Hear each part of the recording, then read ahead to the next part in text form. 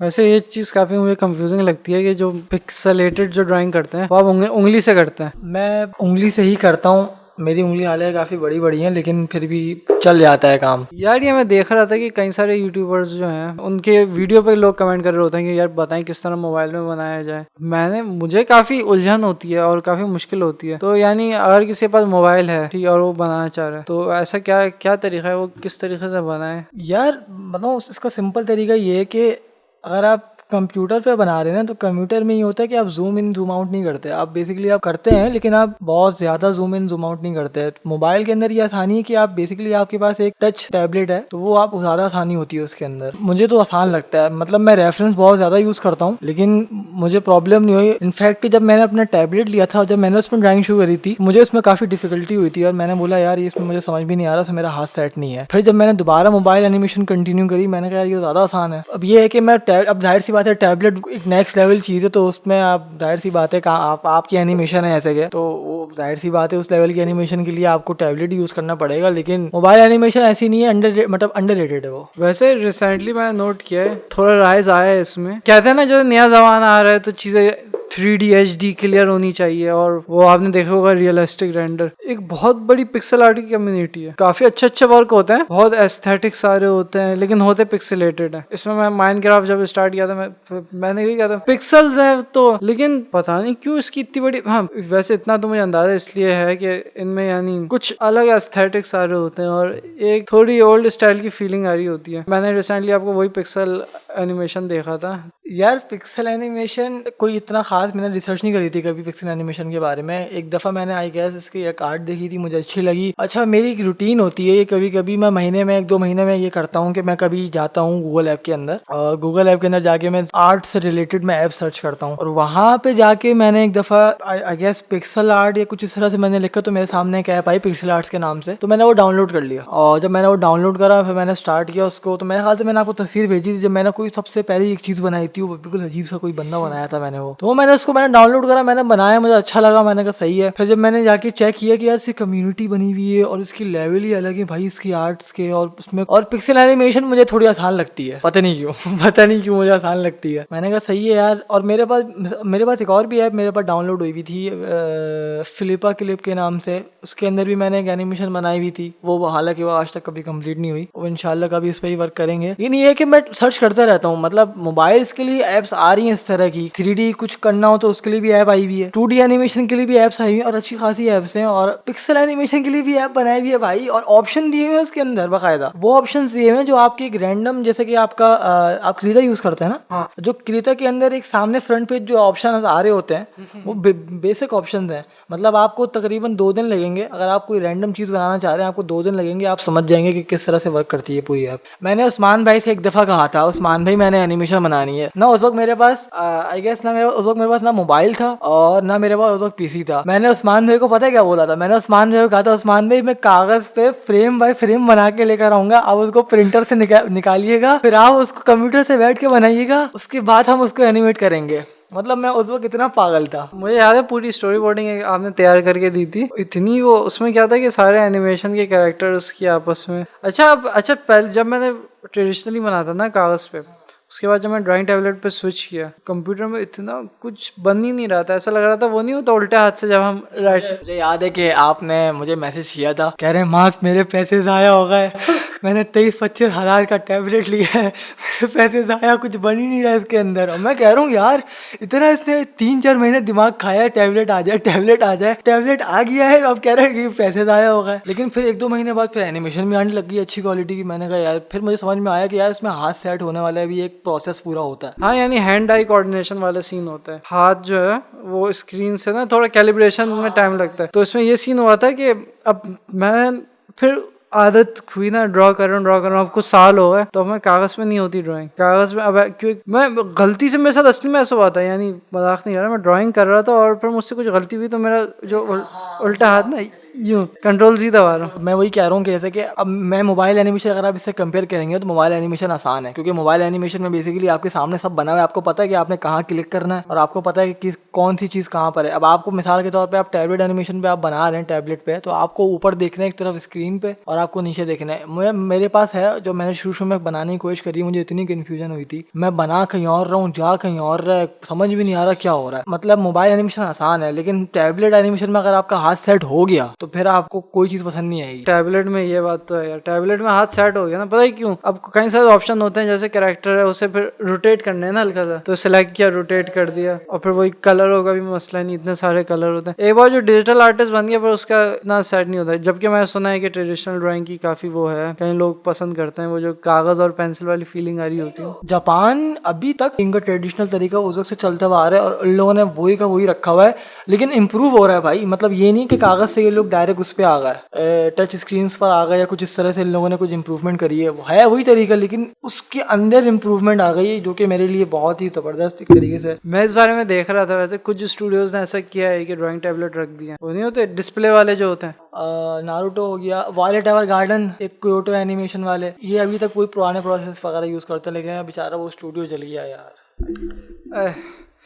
तो अच्छा, जो लोग ड्राइंग टैबलेट यूज़ कर रहे हैं ना, मज़े की बात बताऊँ, जिन लोग ने ड्राइंग टैबलेट यूज़ करना शुरू किया उनके एनिमेशन में थोड़ा सा अलाइंड लुक आना शुरू हो गया। एक होता है अलाइंड आर्ट स्टाइल, तो कागज़ वाली बात जो आती है ना, उसमें यही ट्रेडिशनल में रफनेस जो होती है वो भी कुछ आर्ट स्टाइल होता है। एक होता है थोड़े से, एक जैसे आप कह सकते हैं हंटर एक्स हंटर वाला आर्ट स्टाइल होता है, थोड़ा नोकीला, जो आपका काफी मुझे मिलता था, वो उस टाइप के मुझे अच्छे लगते हैं। जबकि अभी जो कुछ नए एनिमे में कुछ में हो रहा है कि सब कुछ क्लीन क्लीन सा हो रहा है, चीजें थोड़ी क्या कहते हैं नोकीले बाल नहीं है, थोड़े से वो एक सॉफ्ट शेडिंग, और बालों पे ऐसी शेडिंग आ रही होती है कि ऐसा लगता है सर पे बाल नहीं है बल्कि जेली लगी हुई है। ऐसा लगता है पूरा वक्त ऐसा लग रहा होता है कैरेक्टर के बाल भीगे हुए हैं। और ये टोक्यो गॉल के सीजन 2 में भी यही, सीजन 3 और 4 में ऐसा चमक डाल दी कि कल्लों पे डॉट है शाइन का, ऐसा। टोक्यो रिवेंजर बोल रहा हूँ, टोक्यो गोल की, सॉरी यार, टोक्यो रिवेंजर आजकल देख रहा हूँ मैं। टोक्यो गोल की जो इन लोगों ने 3rd सीजन या 4th सीजन में आपने देखा होगा, इन लोगों ने डार्क थीम कर दी थी पूरी, मतलब हर चीज डार्क डार्क हो रही थी, और उसमें करेक्टर इतने इन लोगों ने अजीब से पिलपिले से बनाए हुए, वो अजीब से कलर उनके ऊपर आ रहे हैं यार, क्या है ये। फिर स्टोरी ही बजा दी। स्टोरी तो छोड़, स्टोरी ये एग्जैक्टली असल में जो पुराना था ना, उसमें थोड़े से फ्रेम रेट ज़्यादा होते थे और यानी हैवी, ज़्यादा फिनिशिंग नहीं थी। मैं कहता हूँ चलो यार, कुछ फिनिशिंग से ऐसा होता है कि कैरेक्टर को ज़्यादा ही चिकना सा लग रहा होता है, थोड़ा सा क्या कहते हैं शाइनी वाइनी लुक आ रहा होता है, वो पर्सनली मुझे अच्छा नहीं लगता। जैसे अभी वो वन पंच मैन का सीजन 1 जो था, सीजन 2 में कैरेक्टर्स ने काफ़ी एक वैसे स्टाइल आ गया फुल, यानी उसका मेटल को ज़्यादा ही शाइन मार रहा है जो उसका, और अब मुझे थोड़ा वो ऑर्गेनिक नहीं कहते, थोड़ा सा एक रफ का लुक आ रहा होता है। जैसे कि कभी कभी आप स्टोरी बोर्डिंग करते हैं ना, तो स्टोरी बोर्डिंग जब आप थोड़ी सीरियस वाली करते हैं, मिसाल के तौर पे मांगा आप बना रहे हैं, तो आपको मांगा अच्छा लगता है, आप उसको एनिमेशन करते हैं, आप बोलते हैं नहीं यार मज़ा नहीं आ रहा, कुछ मिसिंग है यार। तो इसका मतलब यही है कि आपको रफ स्केच अच्छी लगती है, लेकिन जब आप उसको मिटा जुला के आप उसको सही करते हैं ना, फिर आप बोलते हैं नहीं यार ये तो अजीब सी हो गई। ऐसा हुआ है ना, आपके साथ भी हुआ होगा कि वो एक रफ स्केच किया, फुल रफ बनाया हुआ है ना, रफ ड्राइंग टैबलेट से ही की कंप्यूटर में, वो अच्छी लगी, अब उसका लाइन आर्ट बनाया, फिर वो रफ स्केच हटा दिया। ये क्या है, ये तो वापस उसको वैसे ही लेकर आओ, ये होता है। एक उसका भी स्टाइल है, एवोगाड्रो 6 को जानते हैं आप? वो एक जापानीज आर्टिस्ट है, ट्विटर पे बहुत फेमस है। वो मैंने एक नहीं दिखाया था, वो हर वाइट रंग के बाल होते हैं उस बंदे के, और वो काफी हर मैसेज, वो हर आर्ट मैसेज वाला। अच्छा हाँ, मैं समझ गई आपकी बात, जो आप अमूमन आप शेयर भी करते हैं अपनी पोस्ट वगैरह फेसबुक पे, सही है, समझ गया। अभी तक वो डालता, डेली 2-3 आर्ट डालता है, सही है। आप उसी की बात करें ना, वो एक बंदा खड़ा हुआ है, उसके अंदर से बल्ब निकल रहे हैं, कुछ इस टाइप की चीजें हो रही हैं, और एक बंदा है उसके ऊपर बहुत सारे हाथ पाँव आ रहे हैं, और वो खड़ा हुआ डिप्रेशन का शिकार है, और कुछ लिखा हुआ है इस तरह से, इस तरह की चीजें जो आर्ट। उसका काफी उससे इंस्पायरेशन एक चीज की मिलती थी कि उसके आर्ट में ये होता है कि वो ज्यादा ना लंबी डिस्क्रिप्शन नहीं लिखता और वो हैवी डिटेलिंग नहीं करता, लेकिन कंसिस्टेंट रोज डालता है। उसका एक एक आर्ट यानी फिनिश, हल्का सा रफ लुक भी आ रहा होता है, हल्का सा, मगर यार उसका मैंने प्रोसेस देखा ना, तो हम जो रफ स्केच की बात कर रहे थे ना, तो उससे मुझे याद आया उसका, यानी 2-3 पासेस होते हैं, पहले रफ, फिर उसे थोड़ा फेयर किया, थोड़ा सा मजीद फेयर किया। और जब हम ड्रॉ करते रहते हैं ना, तो एक स्टेज आती है जिसमें वो, उसे मैंने खुद देखा है कि एक रफ बनाया और उसी में यानी फिनिशिंग हो गई सब कुछ ना, यानी उसके पीछे पेंट किया और रफ लेयर हटा दी, तो पीछे की पेंटिंग काफी हो गई उसके लिए, यानी पेंटिंग रेडी है। तो मैंने कहा यार इस लेवल पे पहुंचना है मुझे, यानी एक लेवल आ जाता है कि बंदा लाइन आर्ट वाइन आर्ट नहीं डालता, ऊपर स्केचिंग के नीचे पेंटिंग राइटिंग की, स्केचिंग ऊपर की हटा दी, पेंटिंग रेडी। आपने ऐसे भी आर्टिस्ट देखे होंगे जो रफ पेंटिंग कर रहे हैं, उसे साफ किए जा रहे हैं कर करके। मिसाल के तौर पे मैं जैसे फेसबुक वगैरह मैंने काफ़ी लोगों को, इस तरह के लोगों के पेजेस को फॉलो किया हुआ है। तो कोई बंदा बना रहा है ना, मिसाल कोई फेस बना रहा है, वो फिर उसने पहले पर्पल रंग फेर दिया। मैं ये पर्पल रंग कहाँ से फेर दिया इसने, ये पर्पल कलर का फेस। और वो उस बंदे यार उतने कोई टैलेंटेड होते हैं वो लोग, उस पर्पल को कैसे स्किन टोन दे देते हैं, मतलब उसमें वो कलर भरे जा रहा है, फिर उसमें ये फिर रेड भी डाल दिया चीक्स पे उसकी, फिर उसको हल्का सा रेड भी कर दिया, फिर उसमें दोबारा उसने कुछ मिला दिया, वो मिलाया जा रहा है अचानक से फिर वो आपका बन गया स्किन कलर। भाई क्या है हम लोग तो डायरेक्ट स्किन कलर यूज़ करके जाके फेंक देते हैं। ये एक मिनट, मुझे इससे ये याद आया, सीन में देख रहा था हाथ को किस तरह पेंट करते हैं ना बड़ा फनी वाक़या है। रफ स्केच किया, उसके ऊपर हाथ बनाया ना, क्लियर लाइन आर्ट। अब रंग भरने की बारी आई तो हम तो ये पीच कलर डाल दिया। उसने पहले पीच कलर डाला, फिर red, orange, purple, blue, yellow.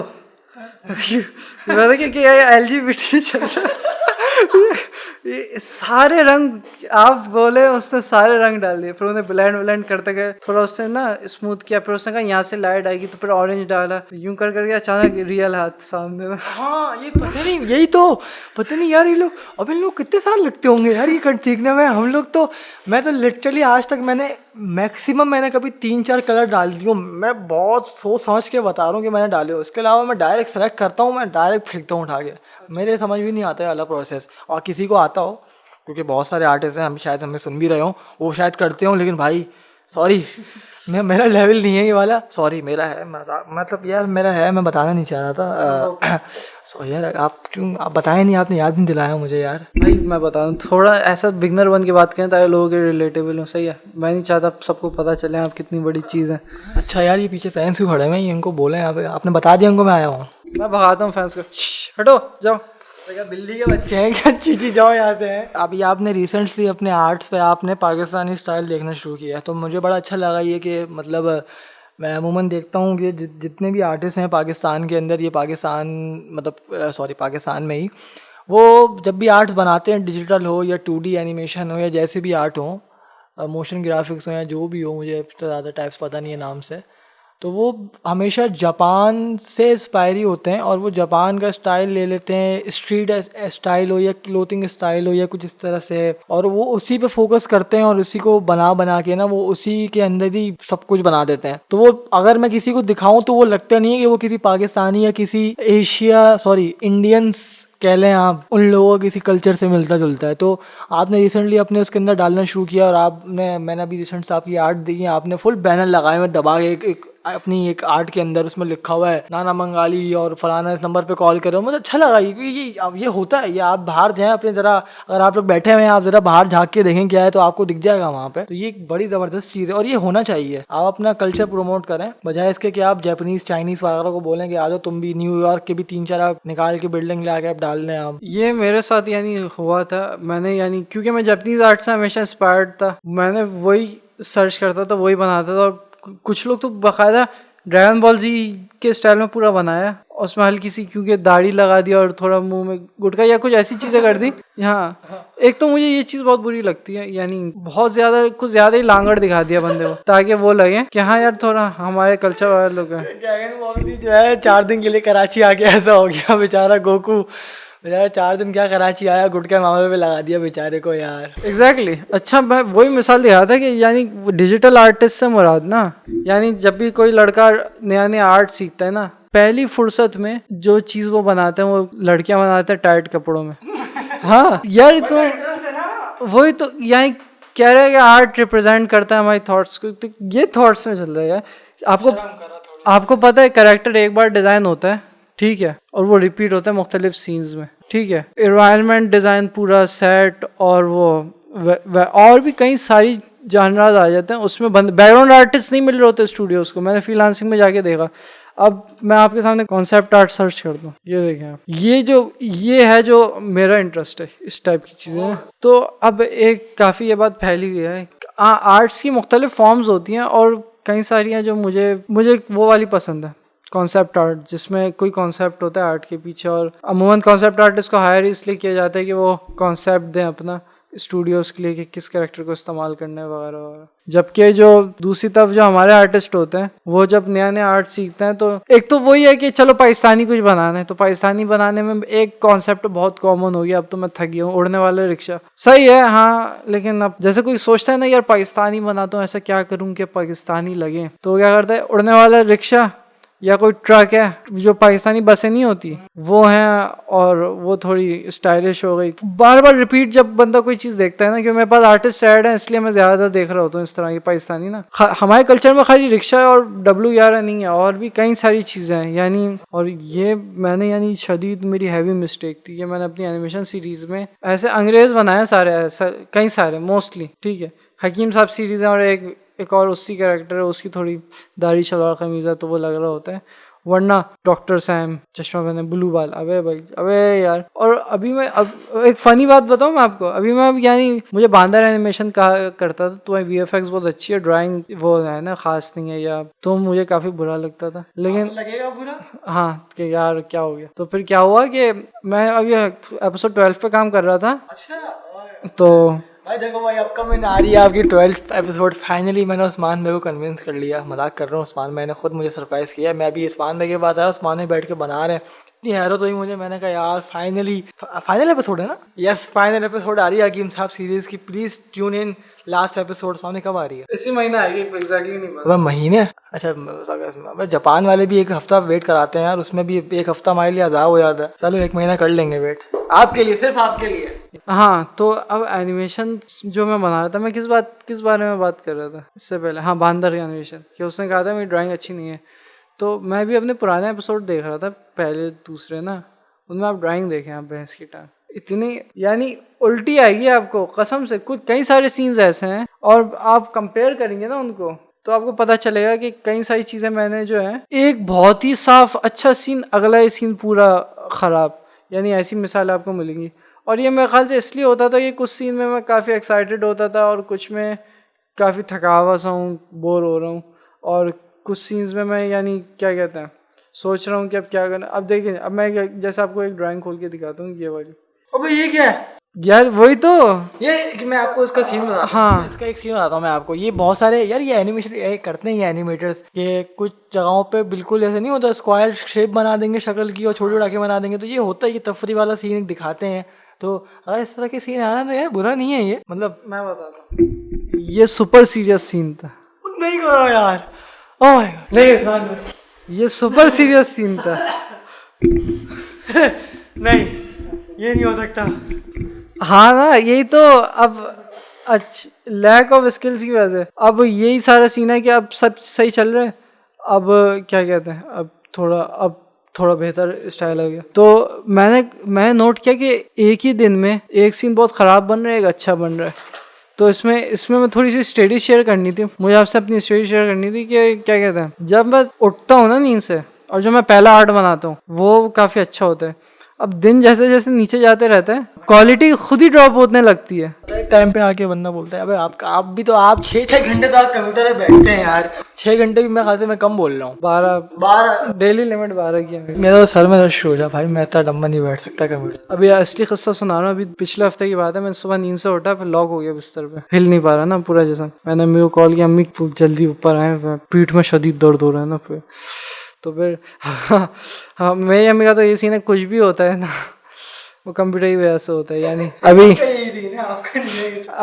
अभी जल्जला आएगा, दुनिया तबाह हो जाएगी ना। मेरी अम्मी कहेंगे और कंप्यूटर और करो, तुम कंप्यूटर चलाओ और तुम देखो ना और कंप्यूटर। तो काफी फिर मैंने अपने ऊपर रूल बनाया, वही कि मैंने कहा यार हफ्ते में एक दिन छुट्टी लूंगा, सैटरडे वाले दिन काम नहीं करूंगा। लेकिन बैठा मैं फिर पर्सनल अपने आर्ट बनाना शुरू हो गया, जैसे दिल हल्का करने वाले होते। नेटफ्लिक्स पे डॉक्यूमेंट्री है, ओवरवर्क्ड अंडर पेड वर्कर्स, और वो बता रही थी कि मैं कुछ टाइम ऐसा भी आया कि मैं अपने ऑफिस की टेबल के अंदर ही जो नीचे की साइड है वहीं तकिया लगा के सो गई। अबे मजाक हो रहा है क्या? मतलब इतना हार्ड वर्क, इतना आपको घसीड़ा जा रहा है और आप कह रहे हो कि भाई बहुत अच्छे हैं, जबरदस्त। असल में वो एक तो अमेरिका में मैं सुना है किल्लत होती है, लेकिन जापान में ये भी सीन है कि थोड़ा सा जुल्म इसलिए भी ज़्यादा होता है। मैंने वहाँ कंपटीशन बहुत टफ है आर्टिस्ट में ना, यानी वहाँ का एक छोटा सा बच्चा नॉर्मल जो एवरेज ड्राइंग का जिसको शौक होगा ना, ऐसी ड्राइंग जापान का बच्चा ड्राइंग उसकी छोटी सी हॉबी है। यहाँ के प्रोफेशनल आर्टिस्ट जिनके इंस्टाग्राम पे 10,000 फॉलोअर्स हों उनको वो खा जाएगा। वो महंगे हमारे ड्राइंग टेबलेट लेके पहुँच जाए, फुल सब यूज़ कर लें, वो उसे खाली उसका एक छोटा सा स्केच वार्म अप करेगा ना वो, तो उसका 1% हमसे हिट कर जाएगा तो हम वो हो जाएंगे, डिमोटिवेट हो जाएंगे। अभी कुछ दिनों पहले मुझे एक बंदा मिला, मैंने उससे बोला कि भाईजान आपने फलाना एनिमे देखा है? तो कह रहा है अबे हाँ एनिमे तो बच्चों के लिए होते हैं। तो फिर वो ये सखी हसन वाले कब्रिस्तान में ना, वहाँ पे वो है, आप चले आए करिएगा वहाँ फातिहा वगैरह पढ़ने के लिए कभी। अच्छा हाँ, उसे दफना दिया आपने? मैं आगे मत पूछें यार पर अच्छा, तो वो कह रहा था एनिमेशन बच्चों के लिए और आपने उसे दफना दिया। यार यही जिंदा दफना है ना, जिंदा दफनाना चाहिए था नहीं यार, बहुत से लोग सुन रहे हैं यार। ओह ऐसा नहीं करे। हाँ यार, ये जो है ना मसला है कि वो एनिमेशन बच्चों के लिए, आपको यकीन जाने आपको दुनिया भर में ऐसे 40 साल के आदमी हैं और वो फाइनल एपिसोड पे रिएक्शन दे रहे हैं, देख के वो सर पकड़ रहे, क्या हो रहा है ये, क्या हो गया, क्या हो गया, मर गया ये किसे धो कैसे दे दिया। अबे भाई एनिमेशन, अभी वो आई है स्पाइडरमैन वाली, जो आई है स्पाइडरमैन इनटूवर्स, क्या नाम है, ये नाम है ना उसका, मुझे नाम याद नहीं आता। अबे यार क्या एनिमेशन है उसकी यार, और मतलब बूढ़ों से लेके बच्चों तक वो देखा है वो, मतलब बच्चों के लिए तो नहीं है वो, कहीं कहाँ लिखा हुआ है बच्चों के लिए वो, मतलब ना कहीं ऐसा लिखा हुआ है कि आप अगर आप 30 साल से ऊपर के आपको सहने वाले धक्के मार के बाहर निकाल देंगे, यार आप बहुत बड़े हो आप जाओ वापस, आप नहीं देख सकते, ये कोई ऐसा कोई सीन नहीं है। और आजकल की जो एनिमेशन आ रही है एनिमेस वगैरह, वो बंदा टाइटन ने पकड़ा उसको और उसको सर से ऐसे करके खड़ करके उसका सर निकाला और फवारे की तरह उसका वो खून निकल रहा, वो कोका कोला की तरह उसको पी रहा है आराम से, और हम कह रहे हैं मार बच्चों के लिए देखो उसको। अबे भाई क्या हो रही है। एक फनी सीन बताऊं, मेरे साथ ये हुआ था। ये हमारे यहाँ ये था कि अपना कुछ घरों में होता है, कई सारे खास तौर से कुछ सऊदी अरब के घरों में भी ऐसा होता है, बच्चों को कहते हैं कोई मूवी नहीं लगेगी, और तुम क्या कहते हैं फिर वो इंडियन फिल्में भी नहीं, कुछ भी नहीं, कोई नहीं देखो, हाँ कार्टून देख लो। अब बच्चा एनिमे देख रहा है। सबसे मुसीबत यही है, मतलब अगर मैं किसी को रिकमेंडेशन करूंगा ना, बोल दूंगा भाई तू बॉलीवुड देख ले यार, एनिम ना देख। एनिम भाई एक है, मतलब आपने कोई एक सीरीज खत्म कर ली ना, आपके अंदर हो जाएगा मसला। अब आप बोलोगे मुझे कुछ और देखना है, फिर आपको अगर मैंने साइलेंट वॉइस दिखा दी, आप बोलोगे बस अब तो कुछ और दो मुझे, अब तो कुछ दे दो मुझे तुम, मतलब ये वही ना दलदल है ये। अब वो बेचारे बच्चे भी ना, यानी कि वो बच्चों ने कहा चलो कार्टून देख रहे थे, वो एनिमेशन एंजॉय करते हैं, फिर अचानक जब झटके लगते हैं कि क्या हो रहा है ये, क्या हो रहा है, फिर वो यार मेरे साथ एक सीरीज़ थी, मैं नाम भी नहीं लूँगा उसका, सही है, और मुझे लग रहा है मुझे नहीं देखनी चाहिए थी, एनिमेटेड सीरीज़ थी ना वो नेटफ्लिक्स की, तो मैंने जब देखी उसमें कुछ अजीब सा सीन था कि कभी कोई मर रहा है, फिर कोई मर रहा है, फिर इन्फेक्टेड हो रहे हैं लोग, आखिरी एपिसोड में सब मर गए और 2 बंदे बचे, और यानी जिन्होंने देखी वो समझ जाइए मैं कौन सी, उस अब वो एक लड़का है, उसके बराबर उसके दोस्त की लाश पड़ी हुई है, और वो अपने दोस्त की लाश से बातें कर रहे हैं ना कि यार ये देखो क्या हो गया यार, सब मर गए, अब क्या है वो, तो और फिर दुनिया भी पूरी तबाह हो गई ना, तो और उन लोगों ने पहले इमोशनली अटैच किया कैरेक्टर से, कैरेक्टर को अच्छा दिखाया, क्यूट चीज़ें सही चल रही हैं। अब यानी एक ही एनिम जिसके शुरू में कई सारी चीज़ें क्यूट और सब फैमिलियर चल रहा है, बीच में दोस्तियाँ हैं और गैदरिंग्स हैं, एंड में सबका जिस्म उखड़ गया, सबके हाथ पांव टूट गए। अब इससे ना, और ख़ास तौर से ऐसा बंदा जो पहली बार एनिमेशन देख रहा है, तो काफ़ी यानी क्या कहते हैं, एक तो अच्छा तरीका है स्टोरी कन्वे करने का, लेकिन आपको यानी मेंटली तौर पे डिस्टर्ब भी कर सकते हैं अगर आप सही सीरीज़ ना देखें तो। ये एनिमेशन में ये भी है कि मिसाल के तौर पे कुछ इस तरह की कुछ कॉन्सेप्ट्स हैं जो आप मूवी के थ्रू समझा तो सकते हैं, लेकिन आपको पता है कि मूवी के थ्रू अगर आपको समझाएंगे तो बच्चे बोलेंगे क्या तामिल मूवी लगा दी, हटाओ उसको। अगर आप उसको एनिमेशन के उससे आप समझाएंगे तो आपको एक बज़ाहिर तौर पे आपको अलग से फ़र्क पता चलेगा, यार क्या बात है। यानी कुछ इस तरह के आइडियाज़ हैं और कुछ इस तरह के एनिम्स हैं जो अगर आप मूवी ऐसा कंसिडर करें तो आप बोलें कितनी बेकार मूवी है ये, लेकिन आप उसको अगर एज एनिमेशन पे चेक करें, आप बोलें यार क्या आउट क्लास एनिमे बनाया है लोगों ने। तो इस तरह की चीज़ें हैं। अब बच्चों के लिए हैं तो भाई सही है भाई, बच्चों को दिखाओ यार आप हम तो बड़े हैं, हम तो एनिमे नहीं देखते हैं भाई। हाँ वैसे लोग समझते हैं बड़ों से एनिमेशन से बड़ा एनिमे ही है, यानी अमूमन आपने ऐसी मिसाल सुनी एवेटार है, और अमेरिका में कई सारे एडवेंचर टाइम कहते हैं कि वो बिल्कुल ही बच्चा ऑडियंस नहीं थी उसकी ना, एडवेंचर टाइम एक एनिमेशन सीरीज है। अब आप ये सोच रहे होंगे, अभी बोलो तो कॉन्सेप्ट अपने जाहिर करो, अगर किसी बंदे की यही कॉन्सेप्ट्स हों, अरे भाई तो सच बुरा कुछ अच्छा और बुरा भी तमीज़ भी होती है इसके अंदर भी कोई चीज़, तो इसको भी आप देखो ना, मतलब आखिर का इंसान हो ना यार। मुझे वो बंदा याद आ गया, वो जो मीम वाला बंदा नहीं है, आखिर को तुम्हें मर भी जाना है एक दिन। वो मुंह भी दिखाना है तुम्हें खबर में एक दिन। मुझे आता है, तालियां बजाता है, शाबाश, वेल डन। अबे वो लोग क्या करते हैं, एनिमे के ग्रुप होता है ना, वो लोग कितने चलाक हैं, पहले कोई अजीब सा सीन डालता है, ठीक है, अब बंदा देख रहा होता है, अचानक वो सामने आ जाता है, वेल डन। तालियां होनी चाहिए, शर्फ दिया। तो यानी यही कहने का मकसद ये वही तलवार वाला सीन है कि आप बहुत ख़तरनाक इस्तेमाल कर सकते हैं इसका, और अच्छा भी कर सकते हैं। तो अब जाहिर है कि वो अब लोग कंज्यूम तो कर रहे हैं, ठीक है, अगर आप वाकई में कल्चर, अब आपको पता है मैं एक डॉक्यूमेंट्री देख रहा था, उसमें बताया था कि जापान ने एनिमेशन शुरू टूरिज़्म प्रमोट करने के लिए किया था। हाँ, यानी जापान क्या करता था, अपने शहर की लोकेशन पेंटेड दिखाता था टीवीज़ वगैरह में, और ख़ूबसूरत टाइप में। स्टिल वो रिवाज अभी तक कंटिन्यू है कि जापान वाले बैकग्राउंड में कॉम्प्रोमाइज़ नहीं करते। बहुत, और कई सारे लोग हैं जापान में सिर्फ इसलिए टूर करने जाते हैं कि वो जो लोकेशंस हैं, और उनके तो आर्किटेक्चर भी ऐसा होता है यार, कितनी इंटरेस्टिंग चीज़ें होती हैं। यानी पर्सनली मैं कहता हूँ कि मुझे जापान का कल्चर इसलिए भी अच्छा लगता है कि वो तलवार हो गई उनकी, या उनके जो लिबास हो गए, या वो जो एक ज़मीन पे बैठ के खाते हैं, उनके टेम्पल्स, और उन पे एक गोल वाले लैंप लगे हुए होते हैं, या तो कई सारी चीज़ें मुझे बहुत क्रिएटिव लगती हैं। क्या ऐसा क्या किया जाए कि जापान जिस तरह कल्चर प्रमोट करता है, हमें पता है कि हमारे पास इससे ज़्यादा अच्छी वैल्यूज़ हैं, और क्या कहते हैं, उन डिप्रेशनों का हल है जिसमें जापान वाले खुद, आपको पता है ना, यानी जापान सुसाइड बहुत ज़्यादा है। जब मैंने सुना था कि जापान में सुसाइड्स बहुत ज़्यादा है, ठीक है, पहले सुनते हुए आ रहा था, फिर बाद में पता चला एक सुसाइड फॉरेस्ट वहाँ जाके लोग सुसाइड करते हैं। तो मैं एक वजह तो मेरे जहन में, एक तो एनिमे होगा इसकी वजह, पहली वजह। कई सारी एनिमेटेड सीरीज़ होती हैं, उन्हें ख़त्म होने के बाद आप कहेंगे अब मैं मर जाता हूँ, मुझे और कुछ देखना नहीं है। यानी ये एक वजह हो सकती है। दूसरी कि वाकई वहाँ यानी बहुत डिप्रेशन है, क्योंकि वो एनिमे में जिस तरह दिखाया जाता है, अमूमन वहाँ ऐसा होता नहीं है, फैमिली सिस्टम वगैरह वहाँ ख़त्म हो रहा है, और भी फोशी भर रही है, और बहुत ज़्यादा क्या कहते हैं, बिल्लियाँ वगैरह, वही ना। तो अब इतने लोनली कि वही एक दादा हायर कर लिया कि, और एक भाई रेंट पे हायर कर लिया कि ये मेरा भाई है, 1 घंटे के लिए मुझसे बात करो तुम भाई बन के मेरे। तो ये वाला सीन है जापान में। मैंने कहा यार एक तो ये साइड भी है कि क्योंकि डिप्रेशन बहुत ज़्यादा है, इसलिए एंटरटेनमेंट का सामान बहुत है। वो आप उस मुल्क की बात कर रहे हैं जो पूरे दुनिया को एंटरटेन कर रहा है, और वो खुद बेचारा मतलब एक तरीके से अकेला फील कर रहा है कि वो लोगों को हायर कर रहा है। अजीब ही सिचुएशन है भाई। अब जो कुछ दुनिया में जो भी होता है ना, वो आप यकीन करने के लायक नहीं है यार। मैं जा रहा हूँ मार्स, जा रहा हूँ मैं।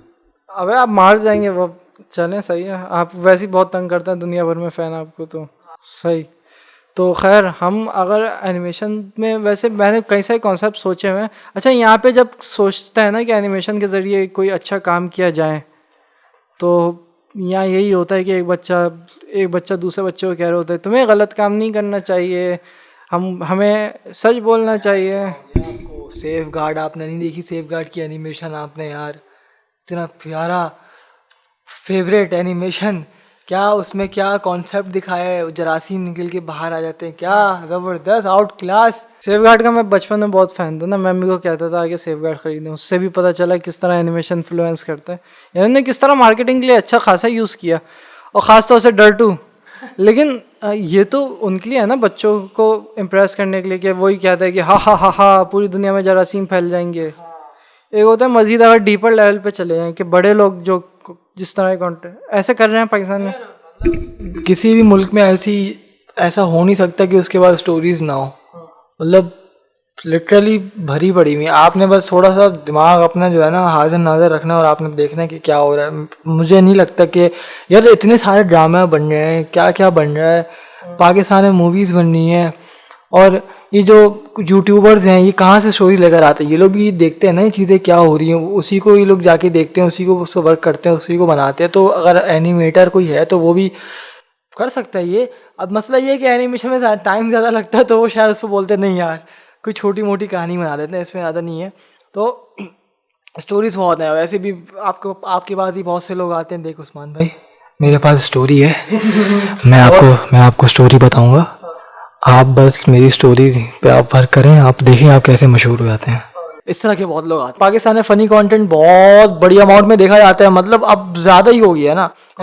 यानी कि बुलबुले बंदा देखता था बैठ के पहले, तो हमें जब छोटे थे हमें अच्छा लगता था, हम बोलते थे यार अब तुम्हें कोई ठंडे जोक लगते हैं वो, मतलब अब हंसने का दिल नहीं जाता उसमें। अब अजीब सी क्रिंज आ रही होती, बस कर दो यार हटाओ उसको, मतलब अजीब से पता चलता है कि एक टाइम पीरियड के बाद आपको जोक जो है ना उसका लेवल बदल जाता है, फिर आपको हायर लेवल के जोक आपको पसंद आते हैं। तो अब इस टाइप का कंटेंट पाकिस्तान में पसंद किया जाता है। अब मसला ये है कि इस टाइप का कंटेंट जब पसंद किया जा रहा है लेकिन वो आपको पसंद नहीं है, तो अब आप क्या करें। अब मसला ये है कि आपको उसी हिसाब से चलना पड़ेगा। ये है कि तो फिर आप रेवोल्यूशन लेकर आए, आप अपना कंटेंट लेकर आए और फिर आपको लोग पसंद करें, आप बोले नहीं यार ये भी अच्छा है, तो फिर वो शायद आपको अलग से आप कंटेंट आप अपनी एक अलग कैटेगरी निकालें, फिर लोग उसको पसंद करें, फिर वहाँ से आप अपनी एक तारीख रकम करें कि एक उस्मान हुआ करता था और इसने हकीम साहब की सीरीज़ निकाली है, और ये क्या ज़बरदस्त बात हो गई। क्या पता किसी दिन जापान एनिमेशन को ही उठा ले वहाँ से आपकी सीरीज़, क्या पता, क्या पता भाई। तो अब जैसे हकीम साहब की सीरीज़ है तो ये भी एक स्टोरी है ना। हकीम साहब हकीम साहब पे आप मुझे बताएं आपने हकीम साहब कैसे बना। एक मतलब 100% में से 99% लोग कभी भी हकीम साहब को कभी वो नहीं करेंगे, किसी के दिमाग में नहीं आया होगा कि यार हकीम साहब पे भी कोई एनिमेशन बनाएगा। और आपने बनाई भी है, सही है, और लोग पसंद करते हैं। ऐसा नहीं है कि लोग बोलने के यार हकीम अभी ये क्या है, लोग बोलते हैं हाँ यार हकीम साहब भी चीज़ होती है, सही है। तो है ना कैरेक्टर है हकीम साहब एक ऐसा जो क्या नाम है जिसके बाद लोग जाते हैं और बोलते हैं हकीम साहब खांसी हो रही है दवाई ववाई, मतलब ऐसी वो तो दूसरा मसला लेके जाते हैं। नहीं भाई अभी तक यही सही है भाई, अभी मैं यहीं पर हूँ, अभी मैं आगे नहीं जा रहा, सही है। ऐसे तो मतलब कहने का मकसद ये है कि बहुत सारी चीज़ें यार, कैरेक्टर्स हैं, स्टोरीज हैं, रोल्स हैं, बहुत सारी चीज़ें आप उस पर बना सकते हैं।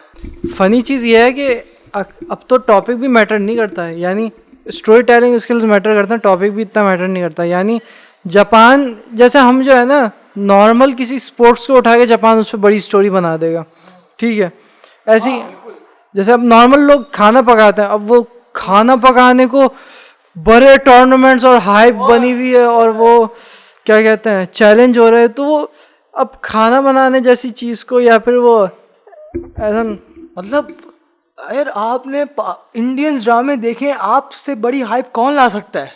इंडियन ड्रामे एक सीन आ गया, किसी बहू ने एंट्री मार दी, किसी सास ने ओ कैमरा 6 दफ़ा घूम रहा है, फिर छन छन हो रहा है, इससे बड़ी हाइप। अब आप पूरा आपको बचपन आपको पूरा बनता हुआ आया हाइप से, और आप इतनी ज़बरदस्त हाइप क्रिएट कर सकते हो। आप बनाओ एनिम रिव्यूज़ देते हैं कुछ लोग ना, एक द एनिम मैन है, तो इनका एक है podcast channel the Trash Taste, तो इनकी पॉडकास्ट में सुनता हूँ, वो एनिमेशन से रिलेटेड काफ़ी बातें कर रहे होते हैं, कुछ आउट ऑफ द टॉपिक भी हो जाता है, तो वो सुनते हैं मैं काम कर रहा होता हूँ। तो उनकी मैं अभी सुन रहा था, अभी जो जितने नए एनिम आ रहे हैं 2021 के सारे इसी का है, सारे के सारे इसी का है।